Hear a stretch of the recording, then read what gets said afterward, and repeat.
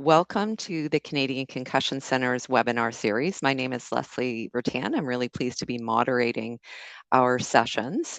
They were developed for individuals that have suffered a concussion, their caregivers, as well as healthcare providers.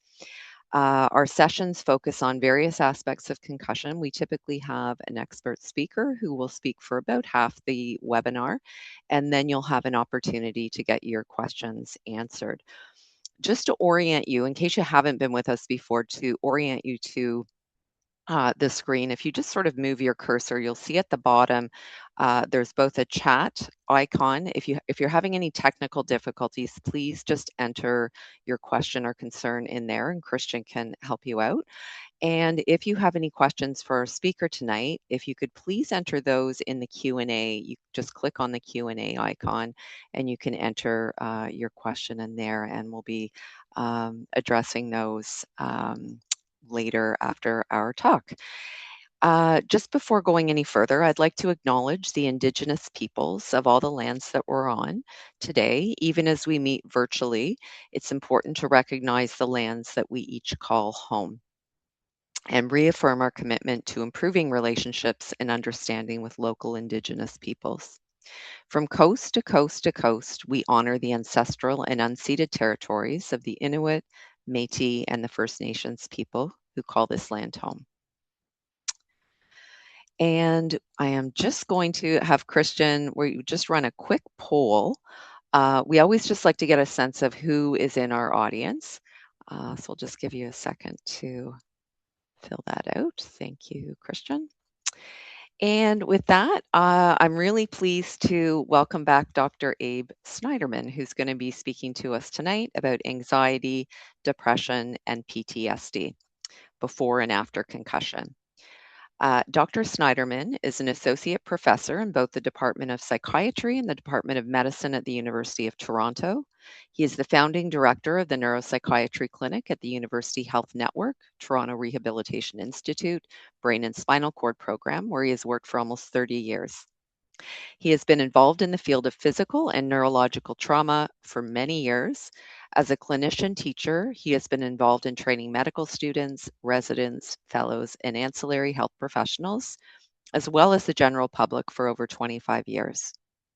He is a member of the exam board and examiner in psychiatry for the Royal College of Physicians and Surgeons of Canada. He is the winner of the Ivan Silver Award for Excellence in Mental Health Education given by the University of Toronto. He is the vice chair of the board of directors of Community Head Injury Services and a member of several advisory boards for guidelines in acquired brain injury and stroke and other organizations, initiatives, and programs. In his spare time, he plays guitar, much to the dismay of his family and neighbors. And with that, I will welcome Dr. Snaiderman.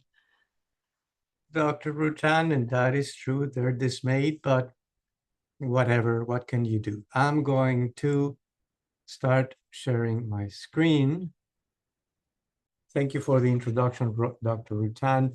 I'm going to be talking today about anxiety, depression, and particularly some slides would deal with PTSD, which tends to be quite an issue after concussion. As the university required for us to disclose any conflict of interest, I am not a participant in any industry. I don't receive financial support from anyone. No affiliation with industry. I am a clinician teacher, which means that I don't do research. Consequently, no research will be harming the making of this presentation. I have 30 minutes, which for a topic like this makes me think that, well, you know what. Concussion is very common. The caption says, well, we'll know more once we do an MRI, but yes, this could be a career-ending injury, says the broken egg. So we've come a long, long way from the days of my med school in which we couldn't diagnose anything, basically, because there were no real quality imaging. And now we know a heck of a lot more. But it is important to remember that mind and brain are the same. Brain is the hardware, mind is the software, but without one, the other doesn't work. It is important because a lot of the stigma that comes from, quote, mental, which comes from mind, illness, comes from the fact that no, you're not really sick, you have a mind disorder, it's not really a physical issue. And we know that depression and anxiety disorders are actually neurological conditions, are physical issues. Very quickly, this is the 30-second neuroanatomy version. If you divide the brain in half and you look at it from the size, this is what you get. So can you see my, somebody tells me if you can see my cursor. Can you see my cursor? I think so. Just move it once. Yes. Okay. Yep. Okay, We're good. perfect. So the eyes would be here, the ears would be right about there. This is the forehead, this is the back. This is called the cerebellum, which has to do with balance, coordination, and also some emotional control. But let's backtrack a few 100 million years. This is how we all started with what's called a survival brain or basic reptilian brain. This is the automatic pilot of our brain where all of the functions that have to do with how our body works are controlled. Now, from there, we evolved to have sort of a mammalian type of brain with emotions, which is called the emotional, we describe it as emotional brain, which is actually called the limbic system in green. So we have the reptilian, very primitive, and as we start evolving, more brain gets formed through thousands and thousands of generations, through evolution. And lastly, we end up humans, and that is called the neocortex. And neo stands for new. So it's the thinking brain. Mammals have a neocortex, but I think the only animal that has a bigger cortex than us, short of the elephant, but that displays smarts is a dolphin. So this is what I want you to keep in mind. We're going to be talking about the three parts of the brain. What happens after somebody suffers a traumatic brain injury? And for the sake of conversation, we're going to consider concussion a mild traumatic brain injury. So in this study done by Bryant quite a while ago now, they examined people who sustain a brain injury. About a third of them reported a psychiatric disorder after the injury, a year after the injury. About a quarter of them develop a new psychiatric disorder that had never been experienced before. Now, the most common psychiatric disorders by far were depression and anxiety, and later on follow would be post-traumatic stress disorder, and then agoraphobia, which is also an anxiety disorder. It's the fear of going out of your household for fear of something catastrophic happening. So as you can tell, we've known for a long, long time that this is a very serious problem. So how does a brain injury affect mental health? I'm going to show off this equation as if I understood it, but actually it's not that difficult. Carlos Obreja in 2000 developed this equation in which C equals wave propagation velocity. In other words, how energy transmits through tissue. E is resilience and R is density. Now, this only works if the skull remains intact. If your skull breaks, then the vibration cannot transmit. So let me explain what this means. So imagine this is your brain and you just suffered a head injury. You were either riding in a car or you were playing hockey and you were smacked against the board. This would be your nose, the ear would be here, back of the head, the cerebellum, the neocortex, and the black curves you see, the black lines you see curving around the brain are representative of the forces, the impact, the vibration like a tsunami. So you first get hit, and since the skull is concave and acts almost like a parabolic antenna, concentrating the energy down, focusing the energy down, as the impact starts traveling through the tissues, it increments in strength. So it starts amplifying. So by the time it reaches the reptilian primitive brain, it has gone from a very thin wave to a tsunami. So this is where the tsunami crashes. And so if the skull does not break, there's this transmission through this particular tissue, and the brain has water and fat and fibrous tissue and blood and vessels. So it's difficult to calculate because of the type of tissues. But this is what happened. Now, why is this part important? Well, that's in the reptilian brain, and that's where we have all these little balls we actually call monoaminergic nuclei. Nuclei just means group of neurons, group of cells. And these are the factories that produce neurotransmitters that some of you might have heard of: serotonin or adrenaline, noradrenaline, acetylcholine, dopamine, for example, in Parkinson's, orexin. These are the major factories for the neurotransmitters. So that is the industrial side. And how do we get those neurotransmitters through the rest of the brain? Well, there's a railway called pontine basal cortical relay. So basically, these are the parts of the neurons called axons, fibers, really long fibers that spread all of these substances throughout the brain. So you can imagine if you have a bomb landing here or an earthquake that destroys some of these nuclei, then even though the transmission lines might be present, there is a brain failure. Or if there's a more severe injury and all of these transmission lines are torn, like in an ice storm, well, the factories might be fine, but there's no distribution of the neurotransmitters. And as it happens, the neurotransmitters are responsible for many, if not all of the functions of the brain, including mood regulation, anxiety modulation, thinking, speed of process, etc. In multiple sclerosis, for example, all of these relays are gradually destroyed. In Parkinson's disease, would be this particular area that produces dopamine that is destroyed. So let's talk about brain injury and mood syndromes. What is depression? Well, we know that in depression, people feel helpless, they feel guilt, shame, loneliness, pain, hopelessness, isolation, and it typically happens when certain team doesn't win the championship, but let's not get into that one because we're not studying the season well again.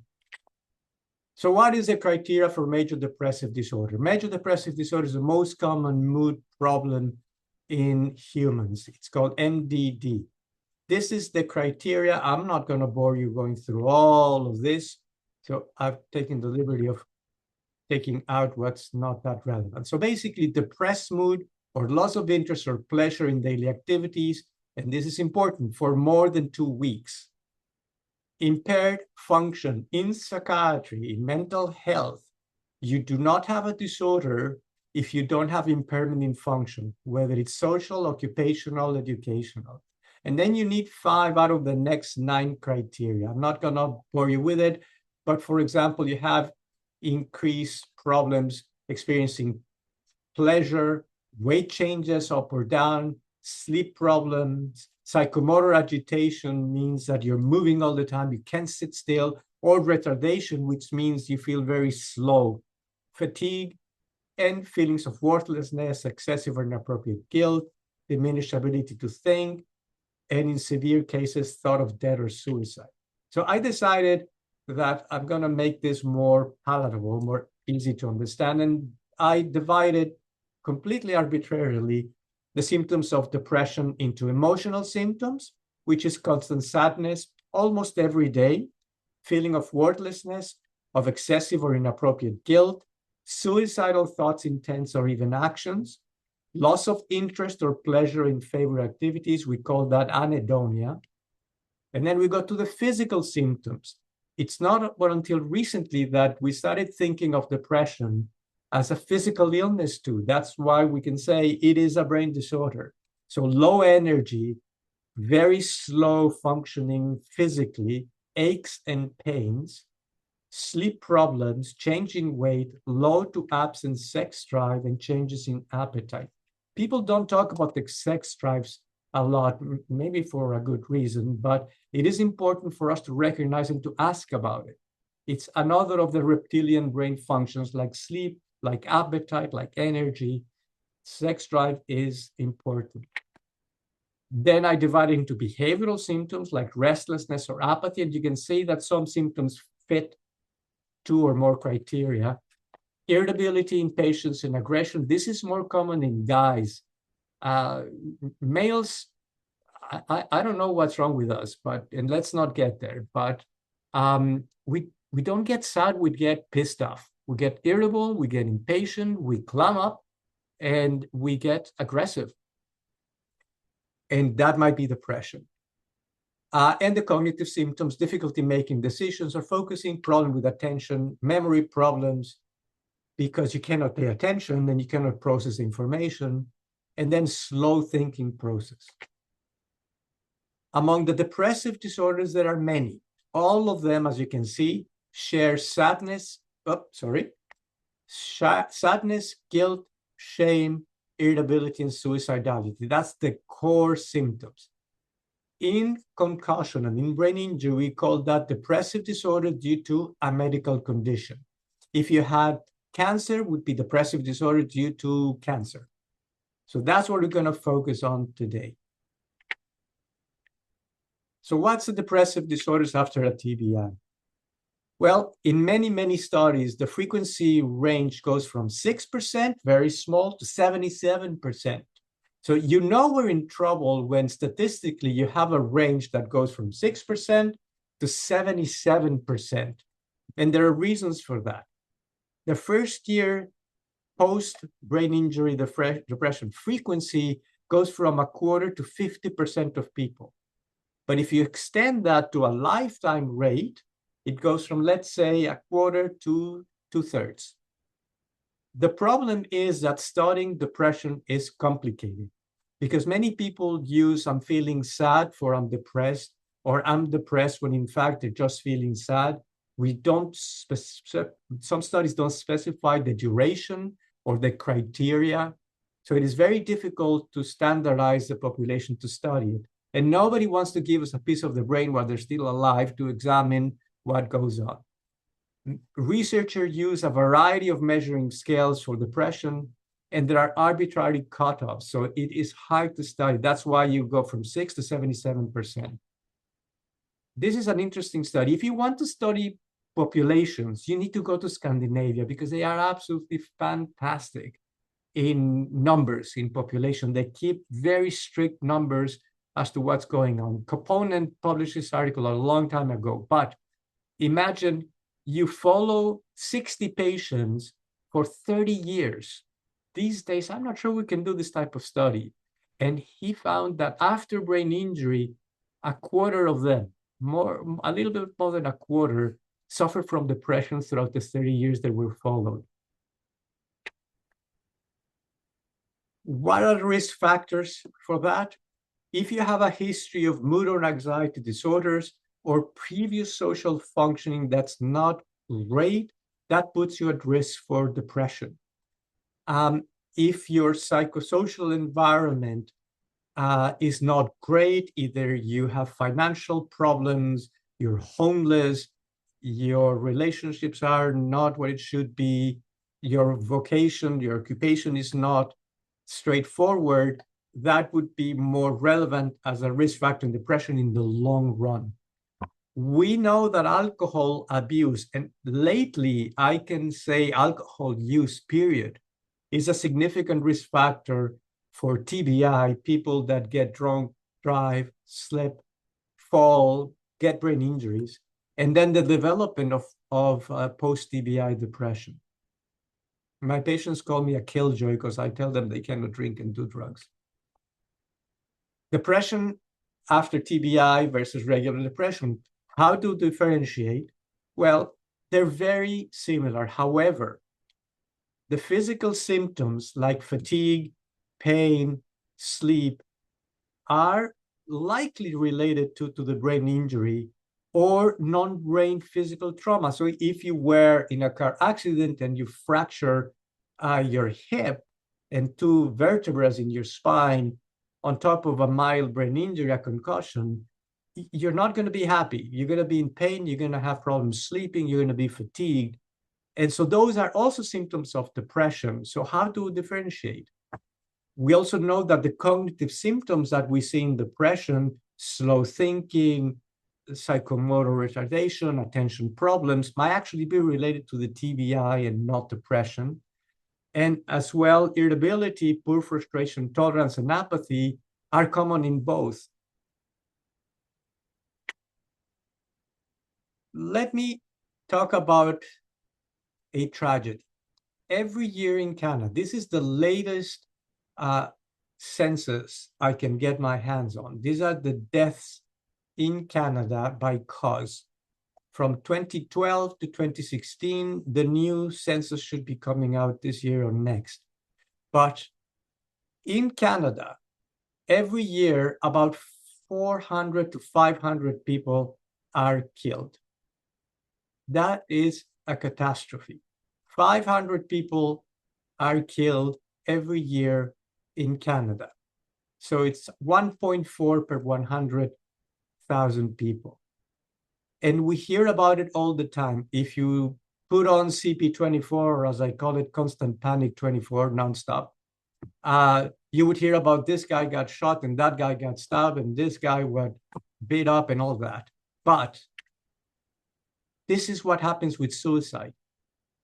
3,000, 4,000, 4,000, 3,000, 10 times more people kill themselves every year in Canada, and we don't hear anything about it.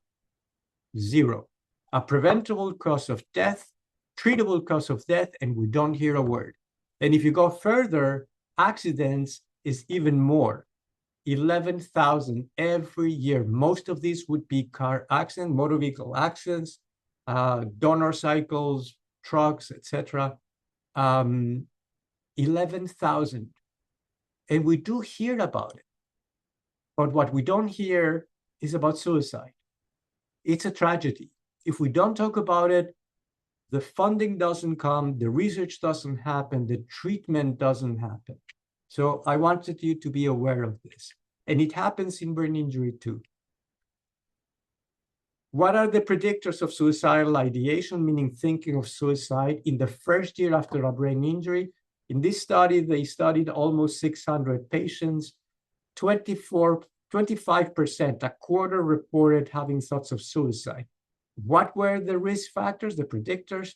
A previous history of a suicide, history of bipolar mood disorder, less than high school education, and also rates of suicide ideation exceeded those found among the general population. And some studies show that 3 times more common to have suicidal thoughts after a brain injury, regardless of the severity. Now, let me move on to anxiety syndromes. I'm going to show you a video. Unfortunately, during the rehearsal, the video clip is a bit choppy. Bear with me. Listen to the video. Don't look at the images so much. It's actually pretty good. Okay, Peter, I think you know what this chat's about. Well, this is never easy, is it? If you cannot hear, you've been struggling over the past few months. You've let the team down. I mean, surely you must know what they think of you. You're not coping. Say, look, I'm sorry, but it's not working. You see, the bottom line is, you're just not good enough. You are a failure. Just because you have a young family, that's no reason to keep you on. I mean, quite frankly, Peter, you'd think a grown man could look after... Pete, hi, sorry about the last minute catch-up. So there's this job I want your input on. It's very similar to the one we have just completed, but the timelines are much tighter. Is it you or anxiety talking?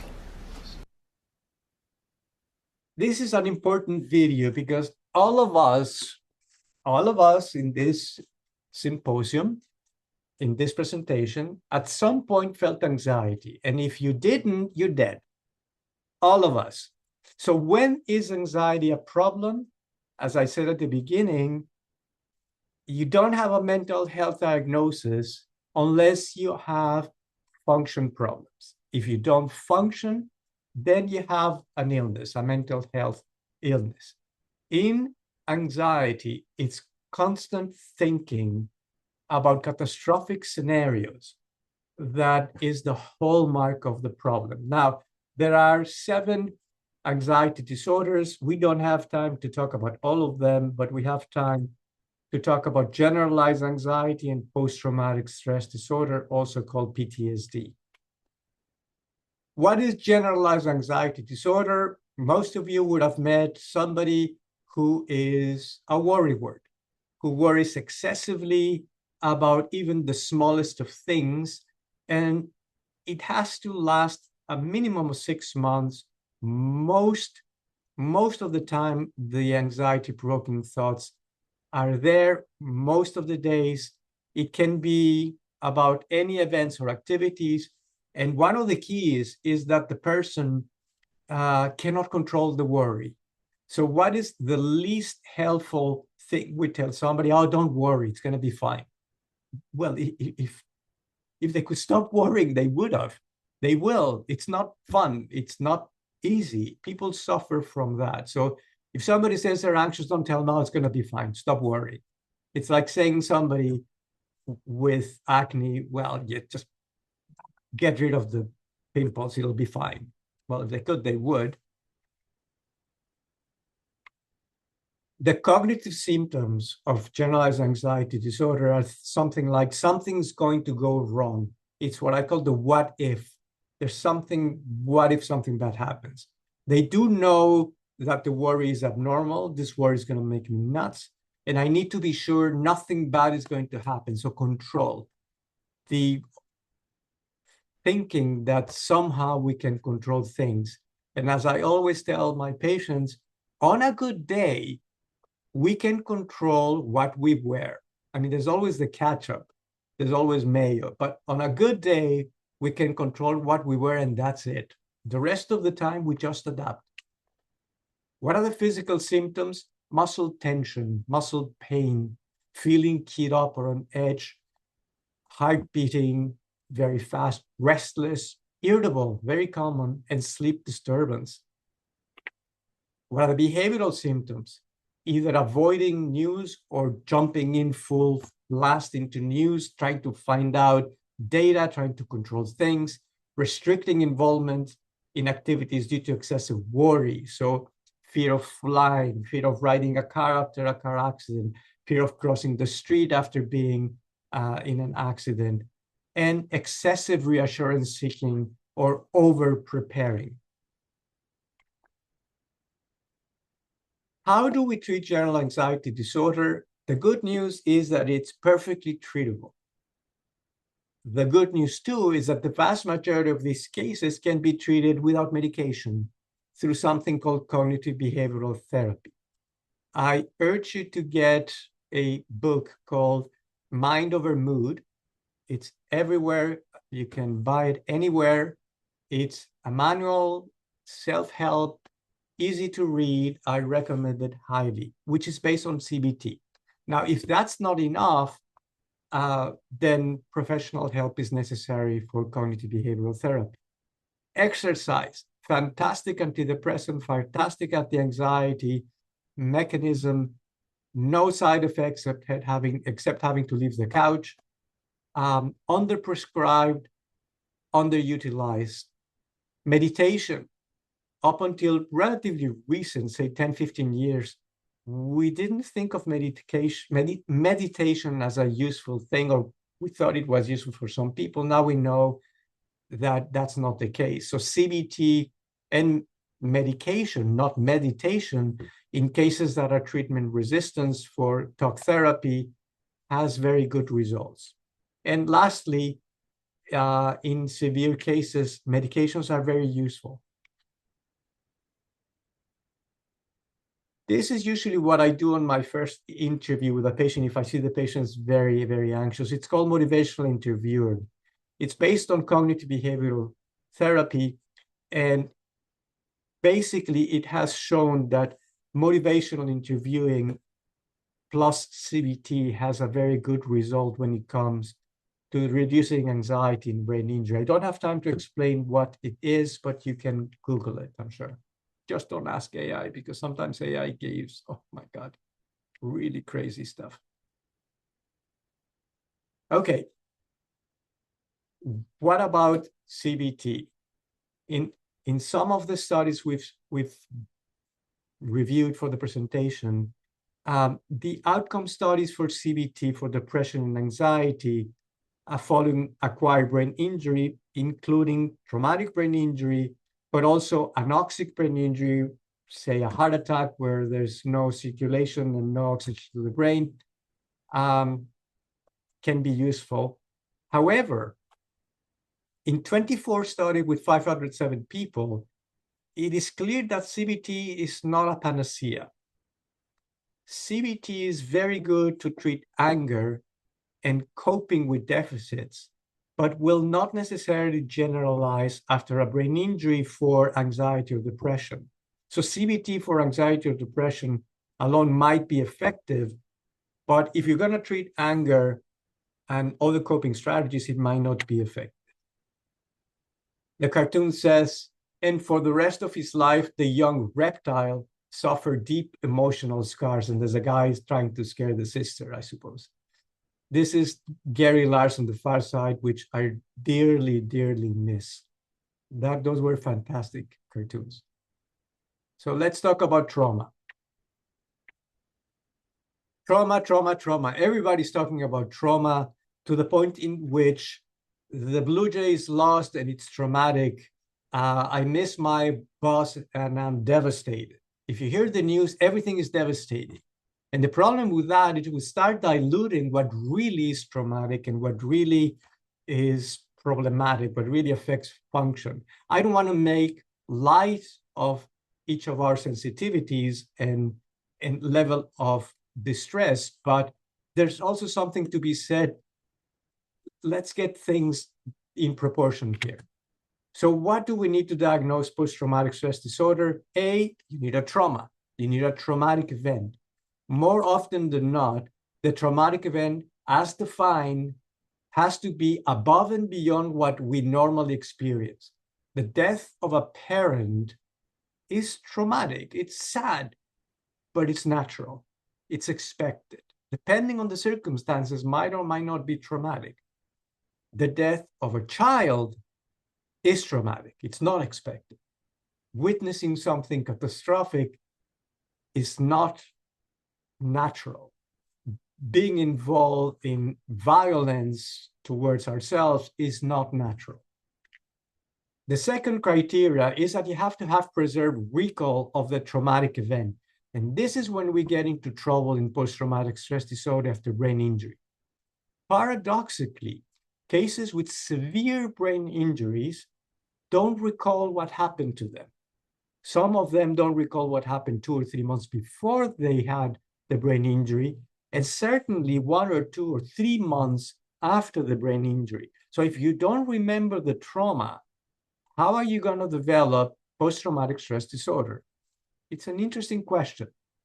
The next criteria is reliving of the traumatic event. And reliving means either through nightmares or flashbacks or constant intrusive thoughts. Now, all of us have had nightmares. This type of nightmares have more often than not to do with violent scenarios, catastrophic nightmares that happen very frequently and disrupt sleep. Flashback is not just remembering the event, it's actually reliving the event.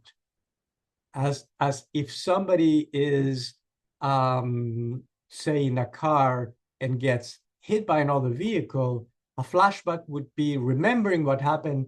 And every time you ride in a car, it's almost as if you're back in the scene of the accident. You can remember it clearly.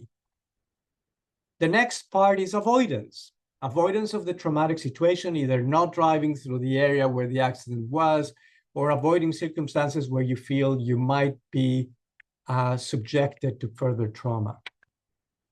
The next criteria is heightened arousal or startle responses. That's That basically means you're keyed up all the time. You're on guard for D all the time, wondering where the next hit's going to come from.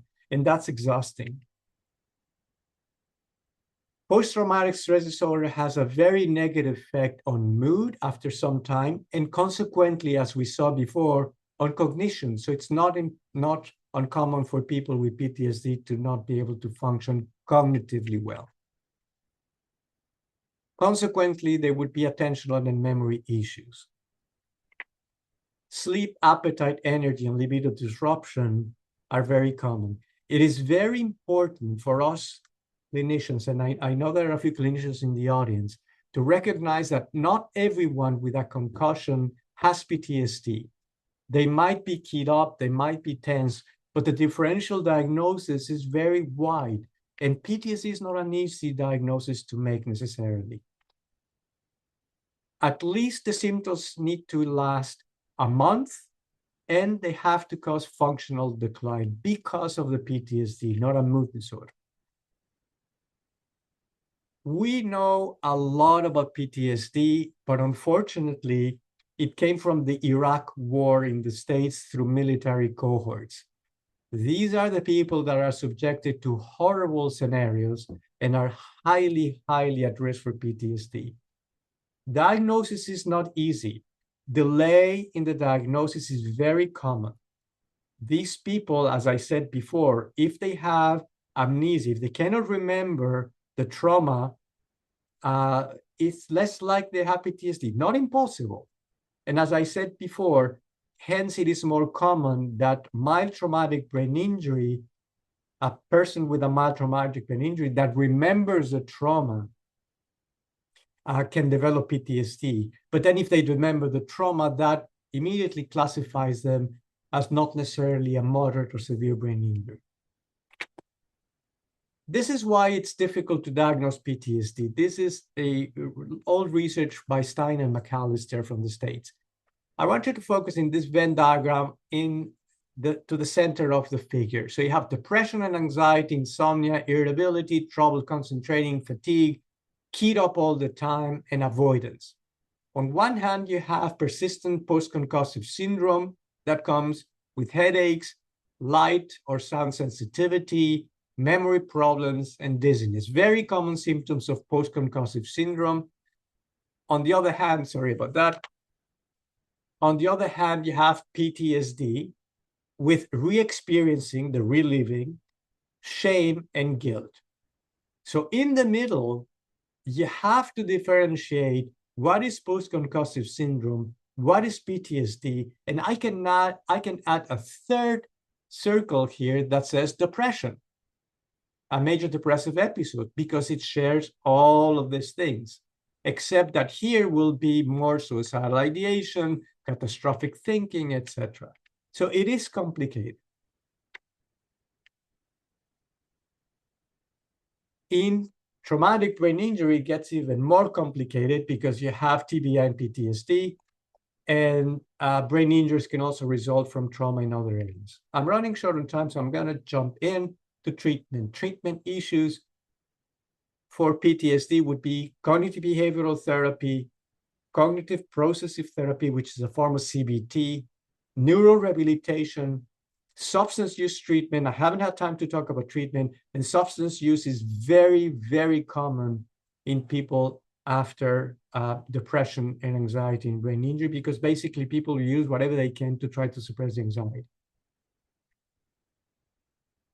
Lastly, somatic symptom disorder. This is another anxiety disorder that's called somatization disorders, where there's significant focus on physical symptoms such as pain, weakness, dizziness, results in major distress and problem functioning, with thoughts that are out of proportion with the seriousness of the symptoms. So I have chest pain, oh my God, I'm dying of a heart attack.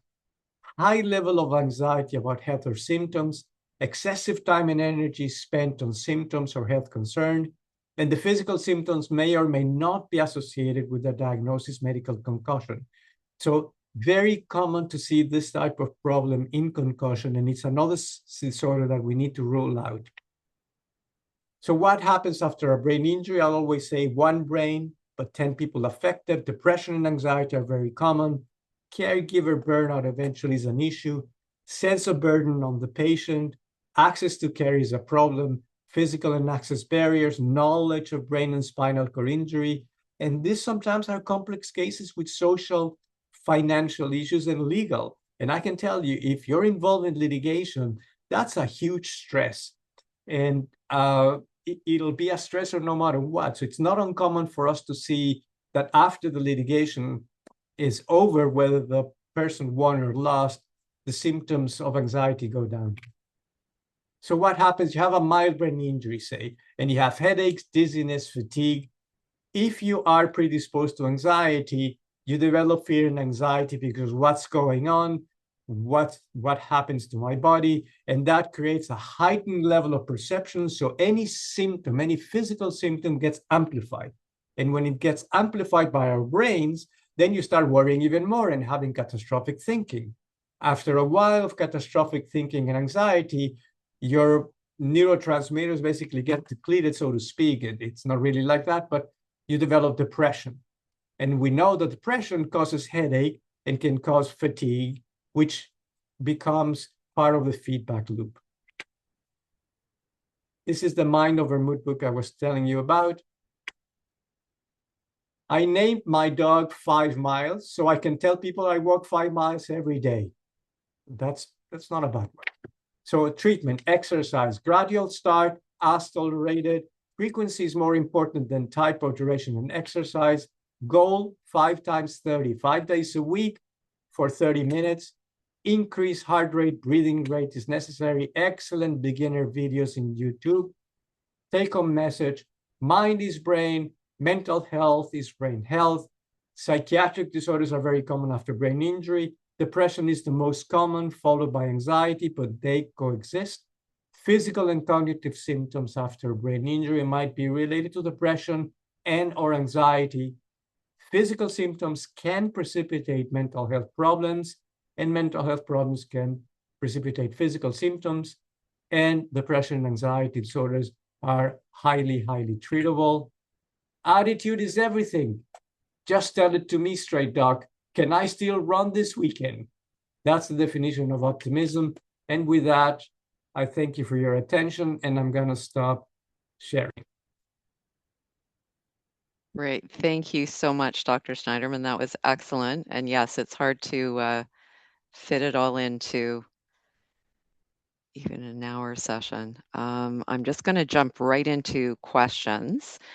Can being around a person that you find irritating from time to time, and sometimes you just want to scream because of all the thoughts going through your mind because of your TBI, sometimes it feels like my brain is just breaking a little more. Wondering if you can comment on that. Oh boy, that's a hard one. Can sitting next to a irritating person, if there are a couple people here, you know that it can happen, but it's not going to harm your brain. Being easily irritated, complaining all the time, not engaging, those might be symptoms of anxiety, of depression. I'm not sure if I'm answering your question.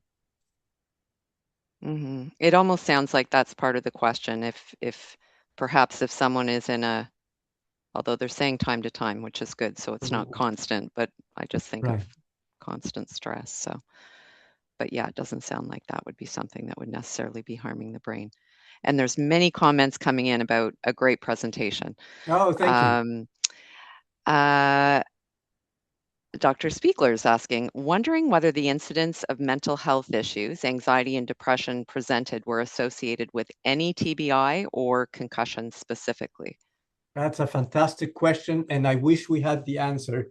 There's research that will tell you that patients with severe traumatic brain injuries get depressed at later stages. So it's also a matter of when we study the sample. So if you study samples of severe TBIs or moderate TBIs with all sorts of cognitive issues at the beginning, they might not even be well enough to get depressed. if you follow them up to 3-6 months and later, that's when they start to getting back into the community and realizing they cannot function as well, and mood starts going down. In concussion, very quickly, anxiety and then depression starts to occur, especially if the person involved is part of, and I didn't have time to talk about this, the 10% of people who do not get better after a concussion. The vast majority of people after a concussion, even severe concussions, will improve between 3 and 6 months. The vast majority. It's 10% of the population that, for a number of reasons, continue to have what we call persistent symptoms of concussions, used to be called post-concussive syndrome. So if you study that 10%, the rates of depression and anxiety are going to be very high. If you study the other 90%, there might be, but as they start getting better, that is protective. So it's a long answer to say, depends on who you study, when you study. Is it more males than females? Some studies say females tend to get more depressed than males, maybe because they're smarter than us guys and emotionally more in tune, or just some other factors. And they seek help more, so they rise up to diagnostic criteria. Great, thank you. Dr. Rizos is asking, are there studies or collected clinical experiences that examine the effectiveness of interventions for psychiatric conditions in those with and without mild TBI? I'm not sure what collected clinical experience is. I'm not sure what you mean, Dr. Rizos, if you can clarify that for me. Okay. All right, I'll wait for him to Sure. respond, but here's another one. What if you had one type of anxiety in the past, so before your concussion, is it usually the same type that comes back after the concussion, or can it be different?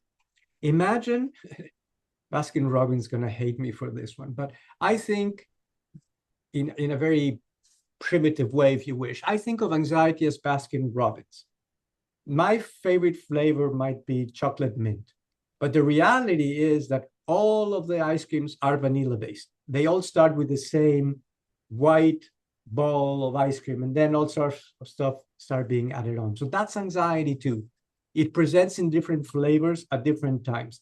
If you had generalized anxiety disorder when you were a teenager, chances are you're going to have generalized anxiety disorder later on, but that doesn't stop you from developing a social phobia, where you become very, very shy, or that doesn't stop you from developing post-traumatic stress disorder if you're in a situation where you are traumatized.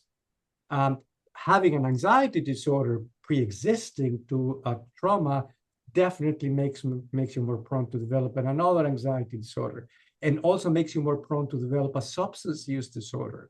So it's not unusual to see somebody that has, for example, panic attacks, carrying on with panic attacks for a long time until treated. And then all of a sudden, there's a resurgence of panic attacks when something happens in their lives, but they also can develop something else. So it's a good question. Not because you have one means that you can be protected to have another one. Okay, great. Thank you. Can you be depressed and have anxiety at the same time? Yes. I usually feel just one at a time. No. Oh, God, I wish it was sequential. No. And it's difficult because sometimes it is hard to tell them apart. The typical anxiety is you're worried and you cannot sleep and your mind starts running and running and running, and you worry what if and what if and what if, catastrophic scenarios galore, you name it, I worry about it. While depression, you don't even have the severe depression, you don't even have the energy to worry. But both are twins, almost Siamese twins, because the circuitries in the brain that deal with both anxiety and depression are the same. Depends. I stopped thinking of the brain in regions, and I'm thinking more of the brain in terms of networks. So the same networks that control emotions for depression or anxiety are involved after a brain injury. So it is very uncommon to have both conditions. Starts one flavor, but then the next day is vanilla, then the next day might be strawberry, but then you start seeing more strawberry with hints of mint. So the idea is it doesn't necessarily matter which of the two is more persistent as long as you get assessed and treated. A good clinician will be able to tease them apart. Great, thank you. If you're experiencing anxiety or depression, can it cause nervous system issues or other symptoms in the body? If so, what are those issues? Okay, very good question.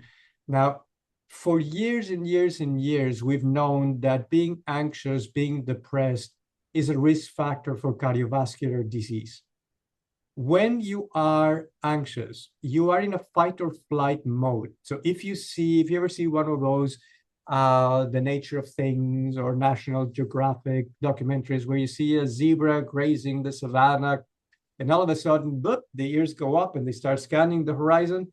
That zebra's blood pressure just shot up. The heart rate went up. If they could sweat, they don't. They would be sweating, scanning, hypertense, scanning and scanning and scanning, because there's anxiety circuitry. The limbic system got activated by something they perceived. In us humans, there's no lion lurking. We make our own lions in our heads more often than not, or you have something very stressful coming up. We know that eventually non-remitting anxiety is exhausting to the body, to the resources. You start circulating more lipids, trying to break down into sugar. You start having elevated cholesterol. You put yourself at risk. You're not active. You're not exercising. So you're at risk for headaches. You're at risk for migraines. You're at risk for cardiovascular disease. You're at risk for all sorts of other issues. I don't have to get into all of them, but the brain is the master. So when the master is not working properly, all of the rest of the subjects are suffering. So it is very important to treat anxiety as what it is, a medical issue. Great, thank you. Robert is asking, it seems like people with ADHD are more prone to PCS, persistent concussive symptoms. Is this true? And if so, do we know the reason why? I'm not an ADHD expert, but we've known for many, many years that people who have attentional issues are more prone to accidents. They don't pay attention. They tend to be impulsive. They tend to be also, in some cases, there's substance use associated with severe ADHD. So they are a population that's prone to head injuries. Of late would be over the past 2 years, I've been finding that everybody and their cousin is self-diagnosing with ADHD. ADHD is a disorder. Inattention, problems concentrating, is a symptom, just like coughing is a symptom and not necessarily cancer. Cancer can have coughing. So the problem is if you are depressed and anxious, or you have a concussion or a severe brain injury, your attention and your concentration are going to go down. How do we differentiate this? History. If you were a child that had problems sitting still since age 6, and you couldn't concentrate, and you were bored to tears in class, and at some point somebody diagnosed you with ADHD and started you on any medication and you improved, then chances are you had ADHD. If you then have a concussion, then we can say, yeah, you're more prone to inattention because you have this history of inattention in the first place. If you never had an issue in school and you were able to go to higher education, or you finished grade 12, but you were able to establish a good working situation and good social connections, and you were functioning really well, and then you have a concussion and your attention goes down, you don't have ADHD. I cannot diagnose you with ADHD. I can diagnose you with having attentional problems, but not the disorder of attention. I hope that wasn't too confusing. Mm-hmm. No, that's helpful. Thank you. Back to Dr. Rizzo. So he said, are psychiatric conditions more difficult to treat after mild TBI or concussion? Tricky question. The reason why I'm saying that, and it's a good question, Dr. Rizzo, it's not that they're more difficult to treat. It's just that it is difficult to convince somebody that it's not a concussion of the brain injury, it's a quote unquote mental health issue. So education is key. In some patients with anosognosia, with lack of insight, secondary to the brain injury, yes, it is more difficult. In some cases of severe brain injury with damage to frontal temporal areas, it is more difficult to treat because it doesn't necessarily respond to the usual medications, or these are patients that are difficult to engage in cognitive behavioral therapies because of the cognitive dysfunction. If they don't have inter-session recall, how are they going to remember what they were taught the previous session? Attendance is an issue. Apathy is an issue. Differential diagnosis is difficult. Medications sometimes used to treat pain in severe TBIs or in patients with car accidents and even a mild brain injury that have chronic pain are also confounders. So it's not that it's not treatable. It is treatable, but you have to be aware what you're dealing with as a clinician and consider that this could be depression. So again, that's where history comes in. Was it any history of depression? Was it any history of anxiety? Can you get collateral information from family or caregivers as to how they see this person functioning? What has happened? Are there medical legal aspects? Are there social aspects, occupational aspects? So it is not that it's more difficult to treat it. It's just that it's a bit more involved. We actually have a question that follows that feeds right into this. Any recommendations for helping mild TBI persons who are experiencing PTSD, anxiety, and depressive features, and who have also sustained physical injuries with persisting pain and mild cognitive symptoms, and who are finding their medical and mental health treatments overwhelming? Dr. and I see this type of patients here at TRI all the time. And again, I go back to Constant Panic 24, just watch CP 24, and I know in 3 months, this guy's gonna come to us. Very complicated. If somebody is suffering from serious pain because they're broken bones and or internal injuries, and on top of that, they cannot sleep because of the pain. And on top of that, they're worried because they don't know if they're going to be able to go back to work and they have 2 kids. And on top of that, they have trouble paying attention, concentrating. And on top of that, our very well-meaning colleagues prescribe medications for headache and systemic pain, but that brings the attention concentration down. And on top of that, they might not be sleeping well because they start to have nightmares about the accident. And on top of that, they start avoiding circumstances because they're afraid of getting into a car accident again, for example. It takes a village.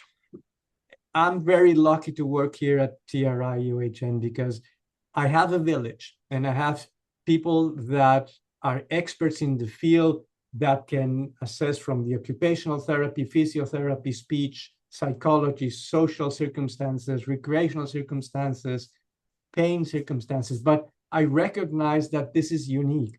So the best thing is to have sessions like this and to educate the public and to educate clinicians on how this need to be teased out.